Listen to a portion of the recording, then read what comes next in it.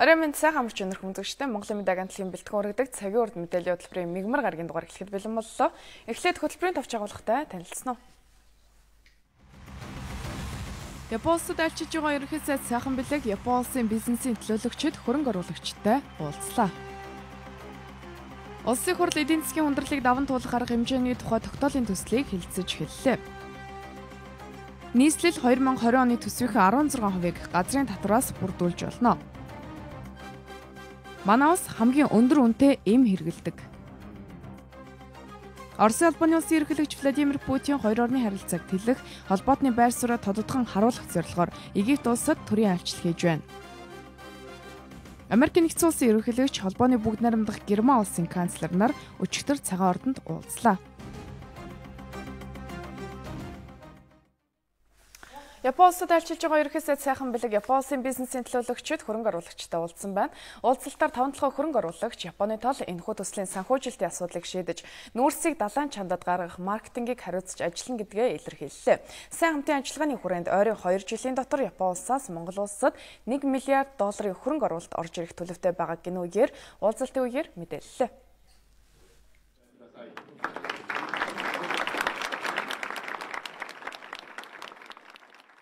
Хөрөнгө оруулагчдын уулзалт хамгийн ойрын шинэ мэдээлэлээр эхэллээ. Японы Sumitomo Group 5 толгойн төсөлд оролцуулсан хэлэлцээрийн үр дүн эрэх даваа гарагт гарна гэж ерөнхий сайд сайхан бэлэг хэлсэн.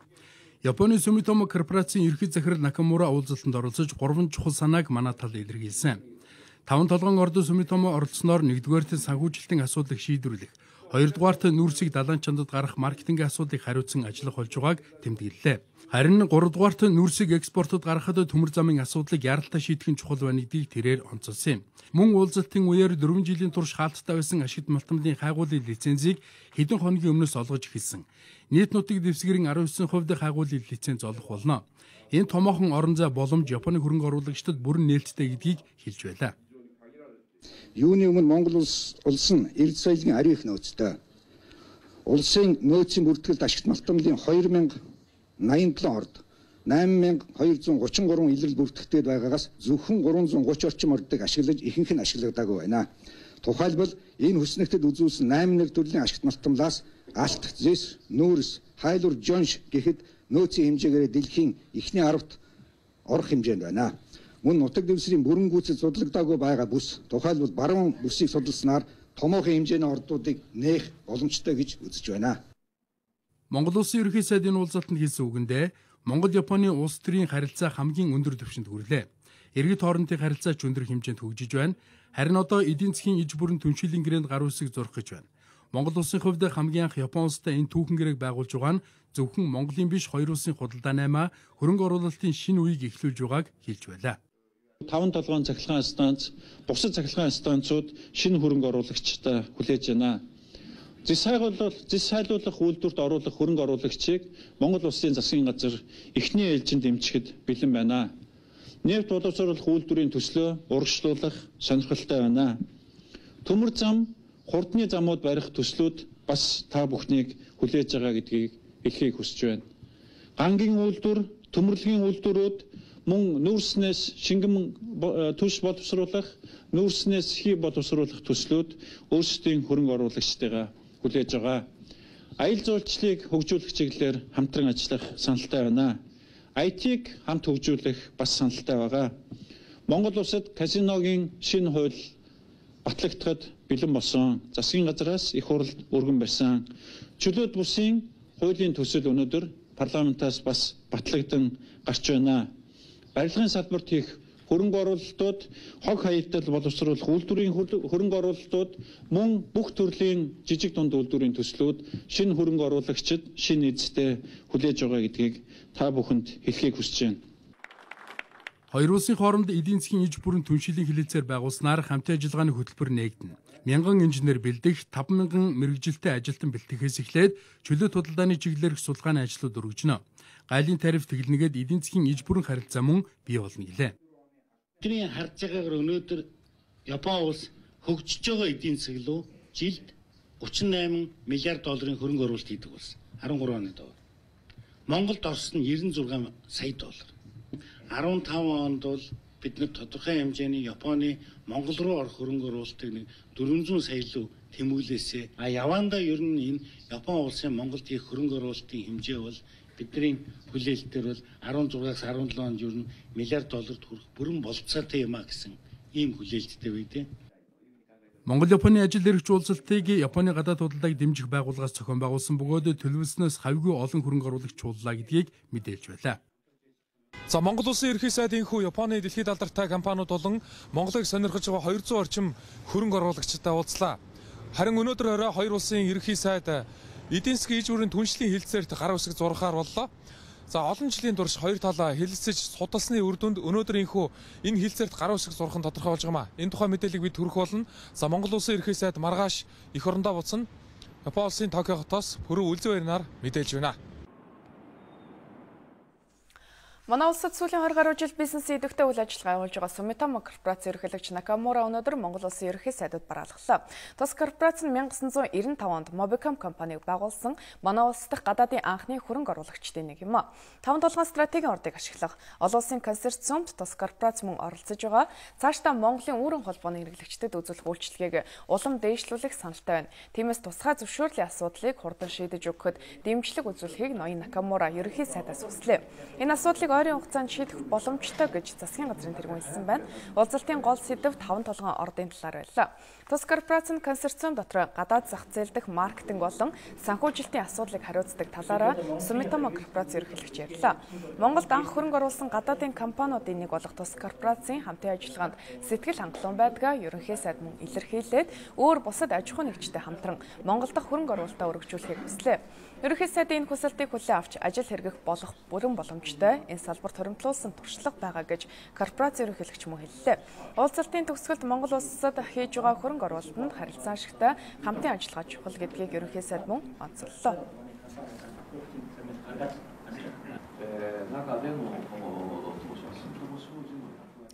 Япон улсад ажиллаж байгаа манай сурвалжлагч пүрэв үлзэн баяраар за дөнгөж сая шинэ мэдээ ирүүлсэн байна. Монгол улсын ерөнхий сайд сайхан бэлгийн Япон улсад хийж байгаа ажлын амжилттай үргэлжилж байна. Ажлын хүрээнд Монгол улсын ерөнхий сайд сайхан бэлэг Япон улсын ерөнхий сайд Шинзо Абе нар Монгол Японы эдийн засгийн түншлэлийн хэлэлцээрт гарын үсэг зурж хамтарсан мэдээлэл хийлээ. Гэрээнд гарын үсэг зурснаар хөшгтийн хүндэд баригдаж байгаа нисэх онгоцны буудал барихад шаардлагатай 36.8 тэрбум йены нэмэлт зээлийн хэлэлцээр давхар баталгаажиж байна. Энэ тухай Японы ерөнхий сайд Шинзо Абе хамтарсан мэдээлэл хийхдээ онцлсан бол Монгол улсын ерөнхий сайд сайхан бэлэг хэлэлцээрийг хоёр тал хамтран байгуулснаар худалдаа, хөрөнгө оруулалт, үйлчилгээ, бараа бүтээгдэхүүний урсгал, цаашдаа иргэд хоорондын харилцан солилцоог нэмэгдүүлэхээс гадна Монгол улсыг бүс нутаг болон дэлхийн зах зээлтэй холбоход чухал ач холбогдолтой хэмээн онцлон тэмдэглэлээ. Япон улс нь эдийн засгийн түншлэлийн хэлэлцээрийг 14 оронтой байгуулсан байдаг бөгөөд 15 дахь орн нь Монгол улс болж байна. Харин Монгол улсын хувьд энэхүү хэлэлцээр нь анхных болж байгаа юм а.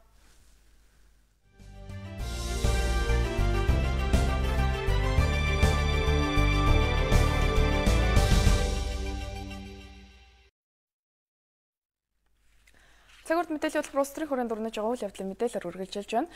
Улсын хурл эдийн засгийн ундралыг даван туулах арга хэмжээний тухай тогтоолын төслийг хэлэлцэж эхлээд байна. Энэ тогтоол батлагдсан нөхцөлд бизнесийг дэмжих, эдийн засгийн өсөлтийг хангах, нийгмийн бодлогыг зорилттой бүлгийнхэнд чиглүүлэх, хөрөнгө оруулагчдын итгэлийг сэргээх бодлогыг хэрэгжүүлнэ гэж засгийн газар үзэж байгаа юм а.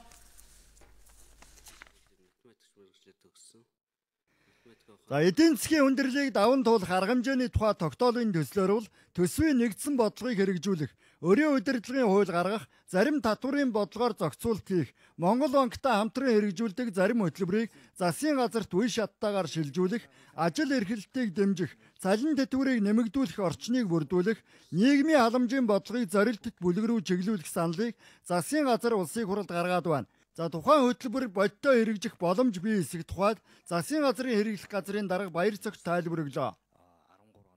Одоо манай улсын хэмжээнд яригддаг том хөтөлбөрүүд хөдөлгөж асуудал. Дээрэс нь бол бидний одоо хамгийн их болцоотой гэж үзэж байгаа алтны олборлтыг нэмэгдүүлэх, оюутлогоо 5 толгой дээр байгаа энэ гацаануудыг арилгах, үр дүн бий болсон бүтээгдэхүүнээ үйлдвэрлэх болцоотой болсон том төслүүдийг хэрэгжүүлэх энэ болцоон дээр бол бодлогын дэмжлэгүүдийг үзүүлэх юм бол бид нар богино хугацаанд энэ үр дүнд хүрэх болцоотой юм а гэсэн энэ зорилтоор бол орж ирж байгаа. За улсын хурал дахь Монгол Ардын намын бүлгийн хувьд засгийн газрын боловсруулсан тогтоолын төслийг улсын хурал хэлэлцэх хэрэгтэй гэсэн байр суурьтай байна. За улсын хурал дахь арчилсан намын бүлгийн хувьд тухайн тогтоолын төсөлд тусгагдсан зарим асуудлаар улсын хурал түрүүнд нь шийдвэрүүд гаргаж байсан. Тухайн шийдвэрүүдийг хэрэгжүүлэхэд засгийн газар анхаарах ёстой гэж үзэж байгаа юм. Бас зарим асуудлын хүрээнд улсын хурал тогтоол гаргах боломжтой гэсэн байр суурьтай байна. За эдийн засгийн байнгын хорооны гишүүдийн хувьд эдийн засгийн хүндрэлийг даван туулахын тулд оновчтой зохицуултуудыг хийх, түрүүнд нь гаргасан бодлогын алдааг засах шаардлагатай гэсэн байр суурьнаас хандлаа.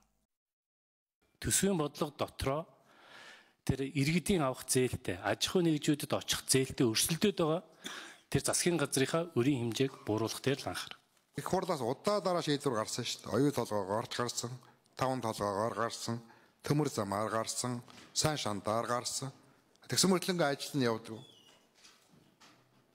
Энэ гацааг л одоо энэ хурл одоо нэг үгээ хэлэх цаг болсон байх. Өнөөдөр 2014 оныхоо татврын тайлбар түвшээс аж ахуй нэгж байхгүй. Ягаад гэвэл улсын хурал дээр энэ татврын асуудал хэлцэх юм байна. Эдийн засгийн өршөөлийн асуудал хэлцэх юм байна гэд ингээд нэг баахан хүлээлт үүсгэсэн. Энэ эргээд ямар сөрөг нөлөөг үзүүлдэг вэхээр одоо ингээд төсвийн орлого тасрах бодиттой юм нөхцөл байдал үүсчихэд байж байгаа байхгүй. Давхар даагүй үнэхээр яаралтай богино хугацаанд үр дүнгээ орох ялангуяа тэр 1-ээс 4-р хэсэг байгаа макро орчны түвшинг сайжруулах санхүүгийн одоо энэ Монгол банктай холбоотой санхүүгийн зохицуулах хороотой энэ богино хугацааны чухал ажлуудыг бол дэмжиж хилцээд явъя. За эдийн засгийн хүндрэлийг даван туулах арга хэмжээний тухай хөтөлбөрийг 1 жил 8 сарын хугацаанд хэрэгжүүлэхээр засгийн газар төлөвлөж байна. Эдийн засгийн байнгын хорооны хувьд холбогдох тогтоолын төслийг хэлэлцэе гэсэн саналаа улсын хурлын чуулганы нэгдсэн хуралдаанд гаргахаар тогтлоо. Улсын хурлын төрийн байгуулалтын байнгын хорооны өнөөдрийн хуралдаанаар засгийн газрын хэрэг эрхлэх газрын дарга баяр цогтыг албан тушаалаас нь огцруулах тухай тогтоолын төслийг хэлцгээр төлөвлөөд байсан боловч улсын хурал дахь Монгол Ардын хувьсгалт нам Монголын үндэсний арчилсан намын шударгаас эвслийн бүлэг завсарлага авчээ. За засгийн газрын хэрэг газрын дарга баяр цогтыг албан тушаалаас нь огцруулах саналыг улсын хурал дахь Монгол Ардын хувьсгалт нам Монгол үндэсний арчилсан намын шударгаас эвслийн бүлгийн гишүүн Уянга цог, улсын хурал дахь Бэйдаагч гишүүн Даваасүрэн Ганбаатар болор чулуунаар улсын хуралд гаргаж холбогдох тогтоолын төслийг өргөн мэдүүлээд байгаа юм. Монгол улсын 2015 оны төсвийн тухай хуульд нэмэлт өөрчлөлт оруулж тодтол хийх үед засгийн газрын хэрэгжлэх газрын дарга баяр цогтын гарын үсэг бүхий Эрдэнэс оюу толгой төрийн өмчт компанид хуулийн зөвлөгөө авах нэрээр Америк нэгдсэн улсын Painter Law Firm нэртэй гэр бүлийн 2хан гишүүнтэй компанитай 17 тэрбум 500 сая төгрөгийн санхүүжилтийг 2015 оны төсөв тусгуулсан бөгөөд урьдчилгаа төлбөр 455 сая төгрөгийг шилжүүлсэн байна. Энэхүү үйлдэл нь татвар төлөгчийн хөрөнгө төсвийн хөрөнгийг шамшигдуулан зориултын бус зүйлд хууль бусаар зарцуулах үндэслэл болсон байна гэж үзэж Монгол Улсын засгийн газрын гишүүн засгийн газрын хэрэгжлэх газрын дарга Сангажуйн баяр цогтыг огцруулах саналыг өргөн барьж байна. Харин улсын хурал дахь Монгол Ардын хувьсгалт нам Монгол үндэсний арчилсан намын шударгаас эвслийн бүлгийн хувьд засгийн газрын хэрэглэх газрын даргыг огцруулахтай холбогдох асуудлаар зарим зүйлсийг тодруулах шаардлагатай гэсэн үндэслэлээр төрийн байгуулалтын байнгын хорооны хуралдаанаас завсарлага авахаа мэдгэлээ. Тэгээ нийгэмд энэ тогтоолын төсөлтэй холбоотойгоор энэ засгийн газрын гишүүндний байр суурьтай холбоотойгоор маш олон одоо худал өнөө таамаглал янз бүрийн асуудлууд гарч байгаа учраас шударгаас эвслийн бүлэг энэ асуудлууд дээр бас нэмж тодруулах зүйлсэл байна гэж үзэж байгаа. За засгийн газрын хэрэглэх газрын дарга баяр цогтын хувьд улсын хурлын зарим гишүүн үндэслэлгүй шалтгаанаар огцруулах санал гаргасан гэсэн тайлбарыг өглөө. Би бол ёс зүйн хараанд хандна, шүүхэд хандна, үндсэн хуулийн цэц хандна. Асуудал хар дээр цагаанаар бичсэн маш ойлгомжтой зүйл байхад энийг судлах тухай асуудал байхгүй Баянсланг дарга. Төрийн ажил яаж явдгийг би бүх холбогдох материалуудаа наад чи өгсөн байна. Хөгжлийн банкнаас эхлээд төсвийн байнгын хорооноос 16-нд бичиг шаардсан. Энийний дагуу Хөгжлийн банк сангийн аавд бичгээ ирүүлсэн. Сангийн аав нь энэний дагуу хэрэглэх газар бичгээ ирүүлсэн. Тэр бичгийг би дамжуулсан. 5 ажлын 5 хоног авъя гэж байгаа шүү дээ. 5 хоног авахаар бол 2 сарын 17-нд ажлын 5 хоног ч дуусах юм байна. Тэгээ 18 завсарлан шүү дээ. Энийг та нар бодлосон уу гэж би дахин хэлээд байгаа шүү дээ. Тэ. За ингээд завсарлага өглөө. За засгийн газрын эрэлт газрын дарга баяр цогтыг албан тушаалаас нь огцруулахтай холбогдох асуудлаар улсыг хурлдах Монгол Ардын хувьсгалт нам, Монгол үндэсний ардсан намын шударга бас эвслийн бүлэг санал дүгнэлтээ гаргахаар болоод байна. Дараа нь холбогдох тогтоолын төслийг төрийн байгуулалтын байнгын хороо хэлцэх юм. Эдийн засгийн хямралаас гарахын тулд тусгайлсан хөтөлбөр гаргах шаардлагатай гэсэн байр сууриас улсыг хурлдах Монгол Ардын намын бүлгийн гишүүд хандаж байна. Бүлгийн гишүүдийн хувьд засгийн газраас санаачлан боловсруулсан холбогдох тогтоолын төслийг улсыг хурл хэлэлцэх хэрэгтэй гэж үзэж байгаа юм а. За түрүүчийн засгийн газрын үед хэрэгжүүлсэн бодлогын алдаанаас хамаарч эдийн засагт хямрал үүссэн гэж улсыг хурлдах Монгол Ардын намын бүлэг дүгнж байна. Цаашид хямралыг даван туулах үүднээс хөтөлбөр гаргах шаардлагатай гэж бүлгийн гишүүд үзэж байгаа юм. Өнгөрсөн 7 хоногт бид хямралыг давах хөтөлбөр төлөвлөгөө боловсруулахад засгийн газарт 50 гаруй саналыг хөргүүлсэн байгаа. 4 багц асуудлыг хүрээнд 50 гаруй саналыг хөргүүлсэн. За мөн засгийн газар маань өнгөрсөн 5 дахь өдөр улсын хурлд хямралыг давах, эдийн засгийн хүндрэлийг давах хөтөлбөр төлөвлөгөө өргөн барьсан байна. За үүндээ Монгол Ардын намын бүлгийн саналуудаас 60 орчим 70 орчим хувийн тусгасан гэж хэлж байна. Бүх хэмийг ингэж зарцанг байдал агшаах юм бол улс орны эдийн засгт улам хүндрэх гээд байгаа. Тэгээд дээр нь мөнгөний ханш, за тэгээд цалин тэтгэврийг нэмж чадахгүй байгаа. Энэ хүндрэлтэй ард түмний аж амьдралтай холбоотой асуудлуудыг аль болохоор гар цохирол багтаагаар даван туулахад энэ хямралыг даван туулах үндсэн чиглэл төлөвлөгөө чиглэж байгаа. Тэгэхээр энийг хэрэгжүүлснээр бид энэ Монгол орноо гайгүй шиг аваад гар цохирол багтаа аваад гарах ямар боломж вэ гэдгийг хайж явах хэрэгтэй. За харин нийслэл хотын албан татварыг шинээр бий болгох шаардлагагүй, хөрөнгийн албан татварыг нэмэгдүүлж болохгүй гэсэн байр сууриас улсыг хурлдах Монгол Ардын намын бүлгийн гишүүд хандж байна. За бас улсыг хурл 2015-аас 2016 оны өмч хөвчлөлийн үндсэн чиглэлийг тогтоохдоо нийгмийн салбарт хувьчил явуулах зохицуултыг хийж болохгүй. За эдийн засаг хүндрэлтэй нөхцөлд аль ч эмнэлэг сургуулийг ямар нэг хэлбэрээр хувьчилж болохгүй гэж бүлгийн гишүүд үзэж байна. Монгол Ардын намаас уламжлуулгын зохион байгуулдаг Ардын эндэр уулзалтанд сангийн сайд Эрдэнэт, хөдөлмөрийн сайд Чин зориг нар оролцож, засгийн газрын бодлого, нийгэм эдийн засгийн бодит байдлын талаар мэдээлэл хийлээ. Монгол Ардын нам шийдлийн засгийн газарт хямралыг даван туулахын тулд хамтарч ажиллахаар болсон. Эдийн засгийн хүндрэлийг давах төлөвлөгөөг улсын хурлд өргөн бариад байгаа юм байна. За өнөөдрийн эдийн засгийн савлгааг хөрөнгө оруулалтыг нэмэгдүүлж, валютын ханшийг тогтворжуулан, импортыг орлох бүтээгдэхүүн үйлдвэрлэгч орон болохгүйгээр давах боломжгүй болсныг сангийн сайд хэлж байна. Үндэсний мөнгөн тэмдэгтийн ханшны уналт гэдэг бол маш том худалдан авалтад нөлөөлдөг ийм зүйл. Цаашдаа бид энэ валютын ханш гэдэг зүйлийг барьж тогтоож чадахгүйгээр ард иргэдийнхээ нуруунд дээр үүрэгдээд байгаа ачааг суллана гэсэн ойлголт бол үндсэндээ эдийн засгт бол байхгүй. Хүний хөгжил сангаас иргэн бүрт олгож байсан 21 мянган төгрөгийг 2012 онд зогсоож хүн амын орлого багтаа хэсэг чиглэсэн нийгмийн халамжийн бодлого хэрэгжүүлэхээр хуулийг шинжилэн баталсан. За өнгөрсөн 2 жилд энэ хуулийг хэрэгжүүлж байсан бол өнөөдөр хүн амын орлого багтаа хэсгийн амьдралд ортохгүй байсан гэдгийг хөдөлмөрийн сайд онцолж байна. Нийт тэтгэвэр авагчид манай улсаар хөдөлмөрийн зах зээлээр ажиллаж тийм байна. Тэтгэвэр авагчдын 65% нь бол тэтгэврийн зээлтэй гэсэн энэ судалгаа Монгол банк гаргаж өгж байгаа. За цалингийн зээл бол нийт ажиллагчдын 35% нь бол цалингийн зээлтэй байна гэсэн. Тэгэхээр бол тэтгэвэр авагчид бол цалин ажил хийж байгаа иргэд маань зээлээс зээлийн хооронд айн зуулгаж байна. Үндсэндээ иргэдийн орлогын ялгаа бол асар хурцтай явагдаж байна. Нийгмийн даатгалын ерөнхий газрын тоо мэдээгээр өнгөрсөн онд 16 мянган хүн 17.8 тэрбум төгрөгийн ажилгүйдлийн тэтгэмж авч 2012 оныхоос тэтгэмжид зарцуулсан хөрөнгийн хэмжээ 2.4 дахин нэмэгдсэн байна.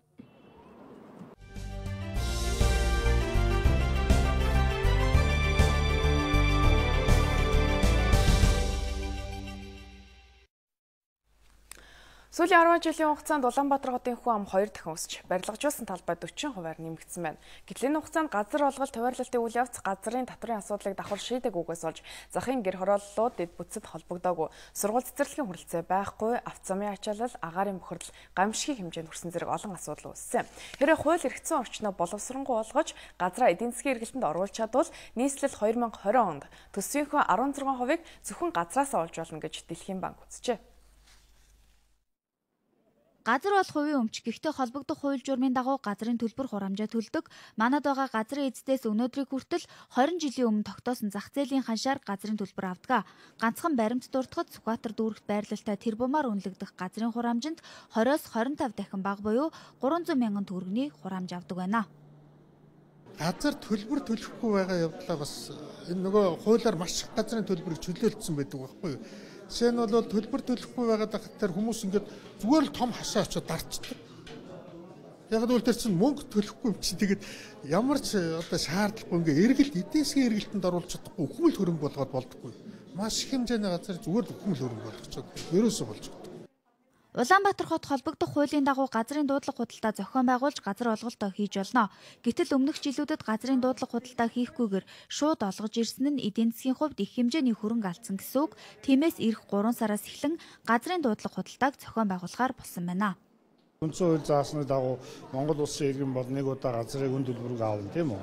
За хоёрдугаарт бол газрын тухай хуульд юу гэж заасан байдаг вэ гэхээр зөвхөн дуудлага худалдаагаар худалдана үгүй бол төсөл хэрэгжүүлэх замаар өгнө гэж. За бид нар бол анхны одоо газрын дуудлага худалдааг 3 сарын 4-ний өдөр авч цогцлбор дээр явуулах гэж байна. Бичиг баримт холбогдох танилцуулгууд бүрдэж байна. Удахгүй бид нэр газрын дуудлага худалдаа явуулах хуваарийг гаргаад ингээд энэ оноос эхлээд бид нэр газрыг одоо яг хуулийн хүрээнд дуудлага худалдаагаар явуулдаг, төслийн дагуу явуулдаг одоо энэ хууль руу оруулнаа. Дэлхийн томоохон хотуудын олонх нь газрын дуудлага худалдаа үйл хөдлөх хөрөнгийн татвар, барилгын татвар зэрэг газраас олсон орлогоороо дэд бүтцээ сайжруулах санхүүжилт хийдэг. Гэтэл Улаанбаатар хот өнөөдрийг хүртэл газраа эдийн засгийн эргэлтэнд оруулж чадаагүй байна. За ядуу болон гэр хорооллын оршин суугчдад ашиг тусаа өгөх, олон нийтэд чиглэсэн дэд бүтцийн төслүүдийг санхүүжүүлэх бүрэн боломжтой. Энэ хөрөнгийг газар өмчлөлтөй холбоотой төрийн үйлчилгээний орлогын шинэ их үүсвэрүүдээр дамжуулан авч болох юм а. Тухайлбал газар олголт хуваарлтын үйл явцыг ил тод болгох, газар үйл хөдлөх хөрөнгө зэрэг өмчийн үнийн мэдээллийг сайжруулах ажлыг эхлүүлэх хэрэгтэй байна. Хэрвээ нийслэл газраа эдийн засгийн эргэлтэнд оруулж чадвал валютын шинэ хөөсвөртэй боллоо гэж ойлгож байна. Энэ мөнгөөр хотын засгийн гэр хорооллуудын дэд бүтцийг шийдэх, замын түгжрэл, утаа үнээргээд нийслэлийн иргэдэд тулгамддаг асуудлыг шийдвэрлэх санхүүгийн боломж үүснэ. Түүнчлэн дэд бүтцийг сайжруулснараа иргэдийн газрын үнэлгээч өсөх давхар ач холбогдолтой гэдгийг Дэлхийн банкнаас зөвлөж байна.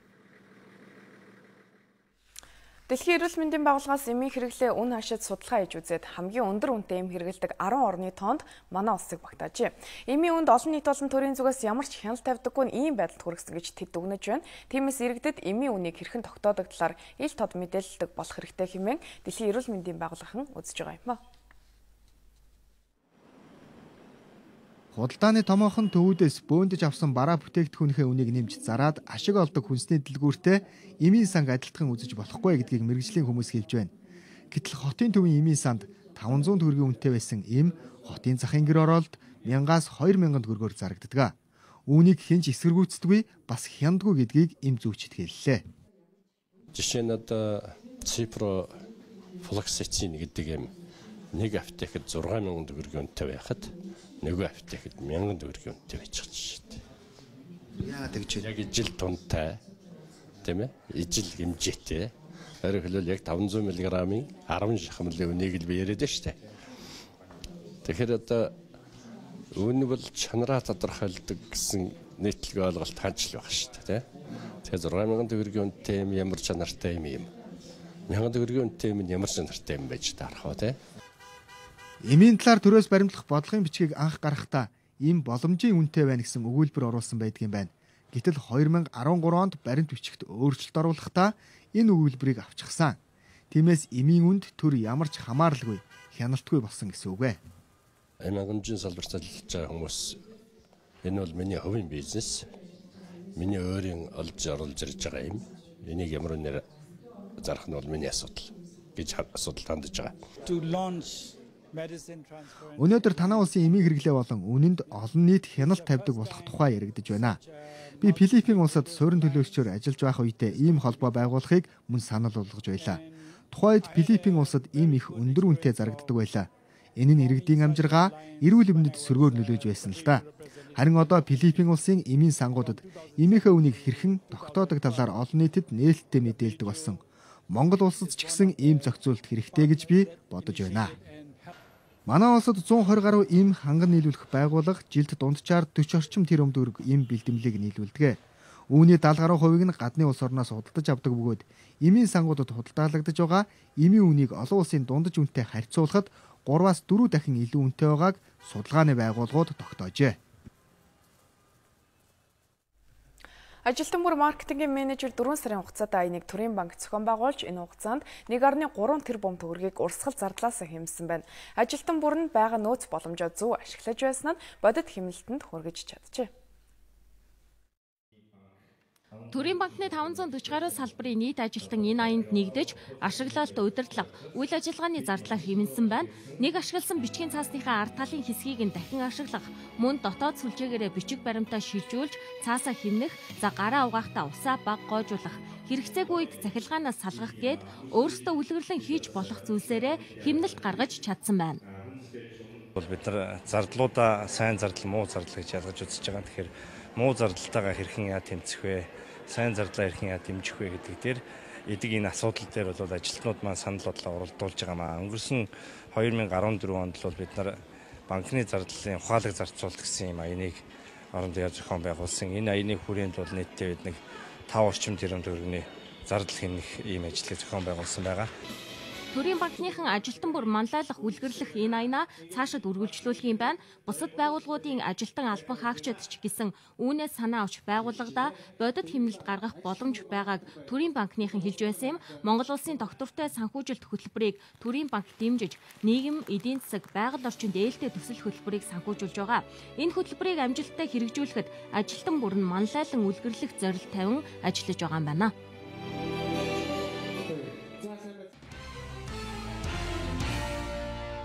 Төр нийгмийн зүтгэлтэн дипломатч Баярын жаргал сайх нэмэндэлсний 100 жил, Ялтын баг хурлын 70 жилийн ойд зориулсан Монгол улсын тусгаар тогтнол ба дипломат ажиллагаа сэдэвт эрдэм шинжилгээний баг хурл өнөөдөр гадаад хэргийн яамд боллоо. Дипломат жаргал сайхан нь Монгол улсыг нэгдсэн үндэсний байгууллагад элсүүлэх, өмнөд хөрштэй тэгшэрхийн үндсээр харилцах, дэлхийн 2 дугаар дайны хүнд үед хойд хөрштэйгээ харилцаагаа гүнзгийрүүл хөгжүүлэхэд бодиттой хувь нэмрээ оруулсан хүн юм а.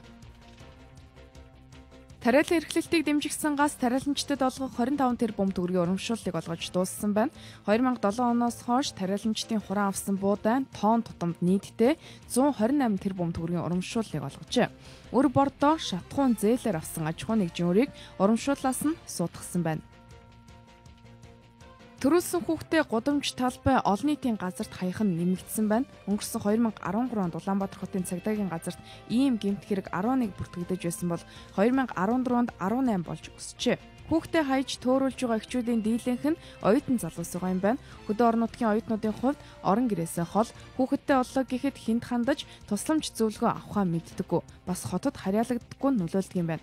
Тиймээс оюутан залуусыг эрсдлээс хамгаалахын тулд цагдаагийн байгууллага эмнэлгүүдтэй хамтран ажиллагаар болжээ. Зохиолч продюсер Алин Арманы Чамтай бас чамгүй нэртэй хайрын төвөр өгүүлгийн ном хэвлэлтээс гарлаа. Хайрын сэдвийг хөндөж улс орон бүрийн тухайн үеийн түүх, дэлхийн өнцөг болон бүрт амьдарч байгаа хүмүүсийн аж амьдралын онцлог, ялгааг тусгасан өгүүлбэрүүдийг тус номонд төвөрлөн оруулжээ. 2001-ээс 2005 оны хооронд Монголын радиогоор түүний зохиосон бүх төрөл хүчээ үзэх хүсэлтэй. Тиймээс 2010 оноос хойш зохиосон өгүүлбэрүүдэд төвөрлөн ном гаргах болсноо ярьж байлаа.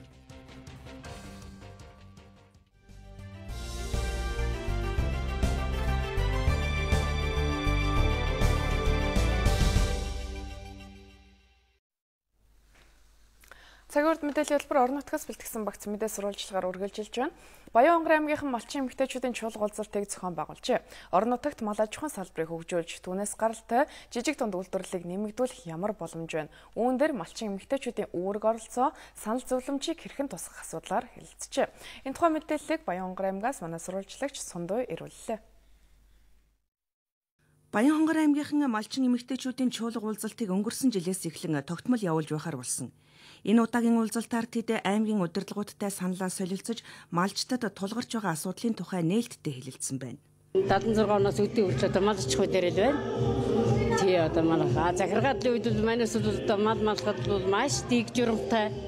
Одоо засаг дарга дээрээс одоо захирамж өгөхөд одоо тэрийг одоо бид нэр одоо ясчлан чирэгчлэн биелүүлдэг байсан бол одоо бие даагаад одоо энэ манай сүүийн хийж ирсэн ажлуудыг бол одоо энэ залуучууд хийх юм алгалдаа. Би Мандлай малчин эмэгтэй болж байгаа маш их баяртай байна. Тэгээд энэ говийн бүсгүүчүүдийг хангай бүсгүүчүүдтэй уулзуулж ингэж санал бодол сүйд цагаан эдээ мал малгааных арчилгааг ингэж солилцож байгаад маш их баяртай байна. Чуулга уулзалтанд 19 сумын 66 манлай малчид оролцсон юм. Монгол улсын эдийн засгийн гол түшиж зулсан хөдөө аж ахуйн салбарыг хөгжүүлэхэд тэдний үүрэг оролцоог бий болгох зорилгоор чуулганыг тогтмол явуулж явахар болсон тухай аймгийн удирдлагууд хэлж байна. Энэ 21,000 малчин гэдэг маань бол хөдөлмөрийн насны малчид. За энэ 21,000 малчны үндсэндээ 50% нь буюу 10 орчим мянган малчин одоо эмэгтэй малчид, эмэгтэй хүмүүс байгаа. Одоо ер нь бол одоо шинэ бас ажил салбарт ард иргэдийн оролцоог нэмэгдүүлэх, төрийн бас байгууллагуудын оролцоог нэмэгдүүлэх гэсэн ийм санаачлага, ийм бодлого, зорилго их явж байгаа.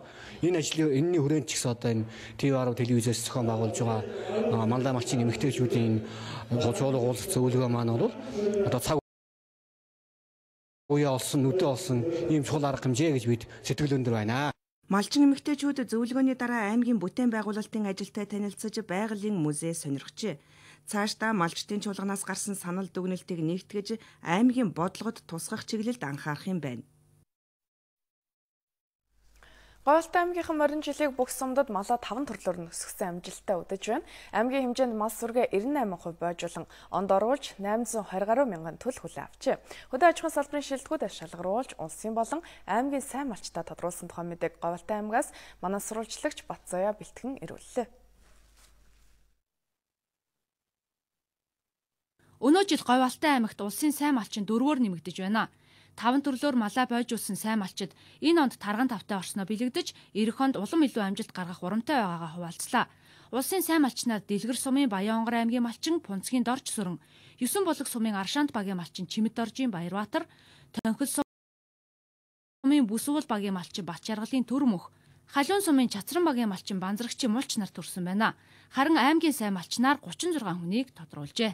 Хувийн маланд шилжихтэр чинь малчин хүн чинь 5 төрлийн малж 5 тийшээ санаа сэтгэл тавьж 5 төрлийн маланд маш их зүтгэл мөрөлт өгчээж малдаг.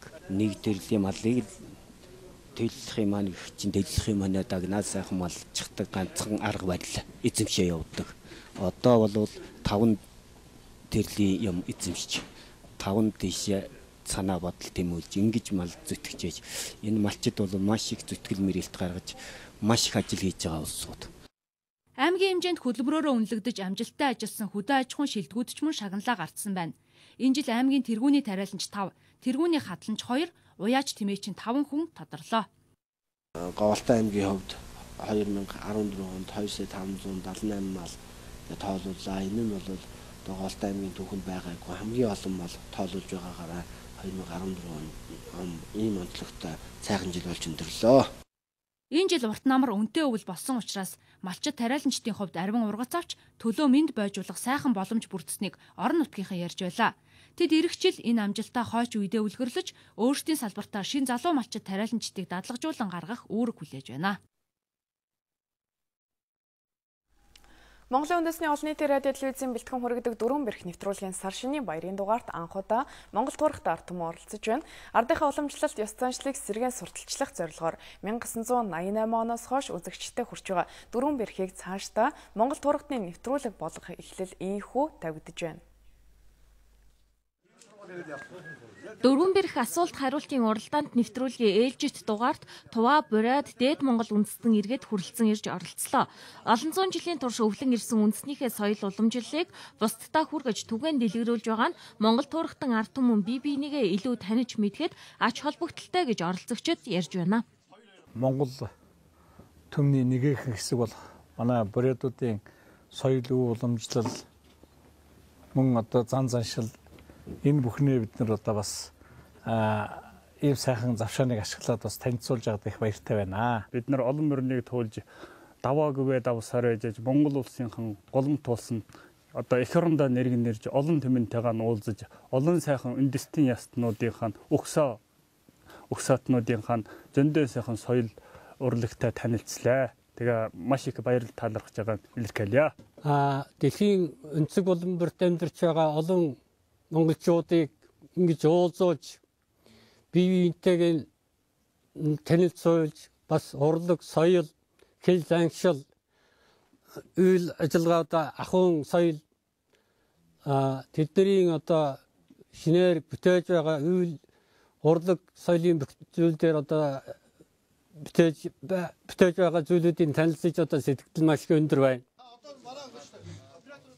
1988 оноос эхлэн Монголын үндэсний олон нийтийн радио телевизээр засагдаж эхэлсэн дөрвөн бэрх нэвтрүүлгийг телевизийн анхны найруулагчдын нэг Сандаг Доржийн Бадрахын санаачилгаар эхлүүлж байжээ. Өмнө нь нэг аймгийн дөрвөн баг за эсвэл дөрвөн аймгаас оролцогчид ирдэг байсан тус нэвтрүүлэг энэ удаад Монгол туурхтнуудыг нэгтгэж сар шөнийн өдрүүдэд үзэгчдтэй хүрэхээр боллоо.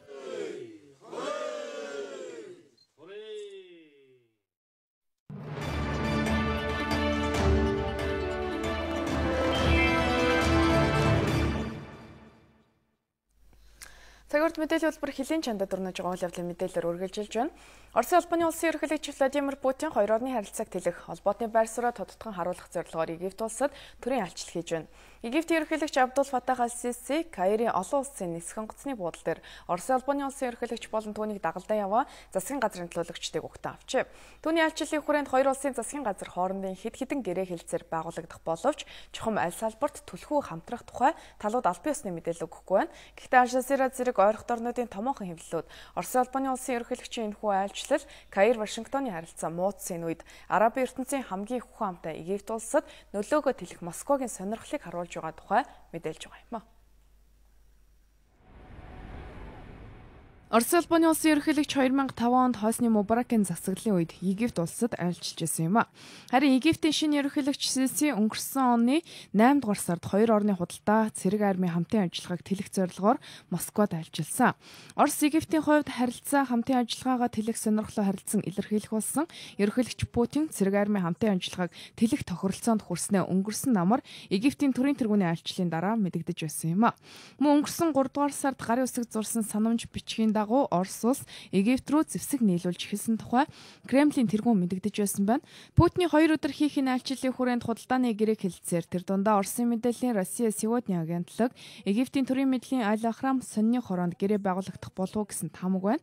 Мөн зарим шинжээчид Оросын төрийн тэргүүний айлчлал Украиний хямралын нөлөөгөөр Орос улс олон улсаас тусгаарлагдаагүйг харуулах зорилготой гэсэн дүгнэлт хийжээ. Мөн зарим судлаачид Египт Оросоос зэвсэг авлаач гэсэн Синай хойгдох алан хядагчдыг дарахад шаардлагатай их хэмжээний зэр зэвсгийн нийлүүлэлтэнд Америк нэгдсэн улсаас хараад хിവэрэ байх болно гэж үзэж байна. Оросын албаны улс Египтийн өмнө тулгарч байгаа өнөөгийн бэрхшээлийг даван туулахад голлох нөлөө үзүүлж чадахгүй ачааны хүндийг Америк нэгдсэн улсын зэр зэвсгийн хүчин чадал үүрнэ гэж стратеги судлаач дүгнэлт хийж байгаа юм а. Америк нэгдсэн улсын ерөнхийлөгч Барак Обама Германы канцлер Ангела Меркель нар өчигдөр цагаан ордонд уулзалт хийлээ. Тэд энэ уулзалтаар нэгдмэл байр суурьтай гэдгээ олон нийтэд харуулахыг зорьсон боловч Украиний аримд байлдааны зэвсэг нийлүүлэх асуудал дээр хуваагдмал байр суурьтай байгааг хэвлэлүүд онцолж байгаа юм а. Хадагтай Меркелийн хувьд Украиний аримд зэвсэг нийлүүлэх асуудлыг эрс эсэргүүцэж байгаа. Харин Америк нэгдсэн улсын ерөнхийлөгч Украиний аримд байлдааны зэвсэг өгөх асуудлыг нухацтай авч үзнэ. Мөн Минскийн яриа хэлцээний үр дүн хүлээж байж шийдвэрээ гаргана гэдгээ мэдэгджээ. Олон талаас эсэргүүцэлтэй тулгарч байгаач Барак Обама хэрвээ шин шатны дипломат хүчин чармаалт амжилтгүй болвол Америк нэгдсэн улс Украиний аримд зэвсэг нийлүүлэх асуудал нээлттэй гэдгийг дахин мэдгэлээ. Ангела Меркель болон Европын эрх хоригчид Америк нэгдсэн улс Киевд байлдааны зэвсэг нийлүүлэхийг эрс эсэргүүцэж Украиний аримыг зэвсгээр хангах нь Вашингтон, Москвагийн хооронд дайн дэгдэх эрсдэлтэйг сануулж байлаа. Хэрвээ дипломат чармаалт бүтлгүүйтвэл бүх сонголтыг хэрэгжүүлэхийг багийнхандаа үүрэг болгосон байгаа. Байлдааны зэвсэг нийлүүлэх асуудал бол бидний судлаж байгаа сонголтуудын нэг нь. Гэхдээ миний хувьд шийдвэрээ хараахан гаргаагүй байна. Энэ асуудлыг бусад холбоотнуудтайгаа зөвлөлдөнө. Бид газар нутгийн бүрэн бүтэн халдашгүй байдал дээр ижил зарчим баримталдаг. Европчуудад хандаж хэлэхэд хэрвээ бид улс орнуудын газар нутгийн бүрэн бүтэн байдлын зарчмыг баримтлахгүй бол бид Европын энх тайвныг хадгалах боломжгүй болно. Америк Европын холбооны харилцаа цаашид үргэлжлэнэ. Улам бэхжих болно. Гэхдээ мэдээж зарим асуудал дээр үргэлж санал нэгдэхгүй байж бас магадгүй юм а. Германы канцлер Ангела Меркель, Франц ерөнхийлөгч Франсуа Олланд нар өнгөрсөн 7 хоногт Украин, Орос улбаны улсын төрийн тэргүүнэртэй тус тусын уулзалт хийж энэ лавга гарагт Минск хотноо шинээр дээд хэмжээний уулзалт хийхээ мэдгдсэн юм а. Америк нэгдсэн улс өнгөрсөн 7 хоногийн яриг хэлэлцээнд оролцоогүй, мөн Минскийн хэлэлцээнд ч оролцохгүй юм байна.